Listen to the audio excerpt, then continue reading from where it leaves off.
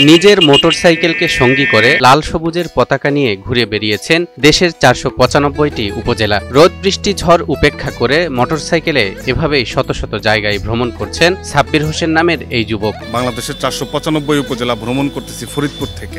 রোদে পোড়া মুখ, চোখে সানগ্লাস, পিঠে ব্যাকপ্যাক আর সাথে গর্জে ওঠা মোটরসাইকেল নিয়ে ছুটে চলছেন ফরিদপুরের সাব্বির হোসেন, যিনি দেশের প্রতিটি ছোট শহর, গ্রাম ও উপজেলায় ঘুরছেন নিজের মোটরসাইকেল দিয়ে। আমার এই সফরটি সম্পূর্ণ ব্যক্তিগত এবং আমার এখানে কোনো স্পন্সর নাই। নিজের মোটরসাইকেলের সামনে দেশের পতাকাটা নিয়ে ছুটে চলেছেন এক জেলা থেকে অন্য জেলায়। আমার এই যাত্রা শুরু হয়েছে এপ্রিলের ৬ তারিখে ২০২৫ সালে। ২০২১ সালে মাত্র ২৫ দিনে ঘুরে দেখেছেন দেশের ৬৪ জেলা। কিন্তু জেলা সদর ঘুরে আসা মানেই দেশকে পুরোপুরি জানা নয়, এটিই তাকে নতুন চ্যালেঞ্জে নিয়ে গেছে। ২০২১ সালে বাংলাদেশের ৬৪ জেলা ভ্রমণ করছিলাম। আমার অনেক আকাঙ্ক্ষা এবং মনোভাব, ইচ্ছা শক্তি খুব অটুট ছিল যে আমি বাংলাদেশটাকে আরো খুব কাছ থেকে এক্সপ্লোর করব।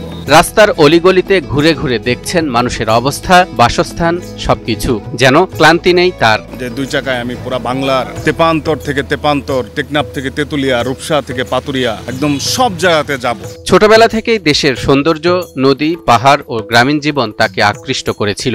বাবা মায়ের সমর্থনে সিভিল ইঞ্জিনিয়ারিং শেষ করে চাকরির ব্যস্ততার মধ্যেও তিনি স্বপ্ন হারাননি। কিসের ইন্ডিয়া, কিসের আপনার নেপাল, কিসের ভুটান, আমি আমার দেশটাকে খুব কাছ থেকে এক্সপ্লোর করব। সবচেয়ে বড় শুকরিয়া উপর আল্লাহ সেটার সৌভাগ্য করে দিয়েছেন এবং আমার মায়ের দোয়ায় আমি ইনশাল্লাহ এখন পর্যন্ত ৮টা বিভাগের মধ্যে খুলনা বিভাগ শেষ, রাজশাহী বিভাগ শেষ, উত্তরবঙ্গে রংপুর যে বিভাগ আছে, রংপুর বিভাগে মোটামুটি ৮টা জেলা আছে, অলমোস্ট প্রায় শেষের পথে।